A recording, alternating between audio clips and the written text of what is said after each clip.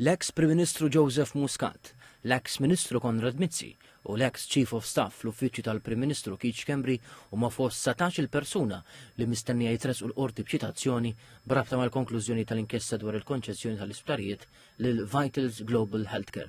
Sorsi spjegaw lil TVM News li it-tnejn wara nofsinhar avukati mill-Uffiċċju tal-Avukat Ġenerali ippreżentaw 3 ċitazzjonijiet. Dan hu t-triq sabiex il-każ jiġi assenjat. Fi stqarrija l-Għaqda Repubblika qalet illi l-Uffiċċju tal-Avukat Ġenerali informa li ser jitresqu proċeduri kriminali fil-konfront tal-persuni indikati mill-Maġistrat Gabriel Lavella fl-inkjesta dwar Vitals. Qalet li dan huwa pass importanti sabiex il-pajjiż jaffaċċja s-sitwazzjoni mwera li jinsab fiha. Saħqet li ser tkompli tiddefendi lil persuni qed jiddefendu l-Istat ta' Malta u l-Istat ta' Dritt b'mod partikolari lil membri tal-Ġudikatura li qalet se tipproteġihom minn attakki faxxisti.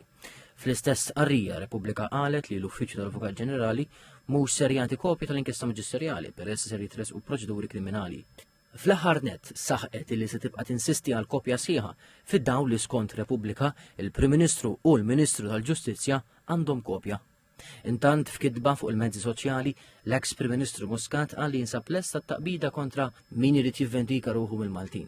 Dr. Muscat qal li bosta avukati qalulu li għall-ewwel darba f'kemm jiftakru persuni se jitresqu l-qorti bla ma jingħataw id-dritt bażiku li jiġu mismuha fi kliemu din mhux biss vendetta politika, iżda issa trasformat ruħha f'pasta żgħata u abonimazzjoni fejn ħajjet għexieren ta' persuni qal qed jintremew fil-misbla tal-burokrazija għal snin sħaħ għal konvenjenza ta' wħud. Dr. Muscat qal li kull min ċappas lilu nnifsu b'din l-inġustizzja jew ħasar idejh milli jipprova jsewwiha se jiġi ġudikat bl-aħrax mill-poplu fl-immedjat, bil-ġustizzja matul is-snin u mill-istorja għal dejjem.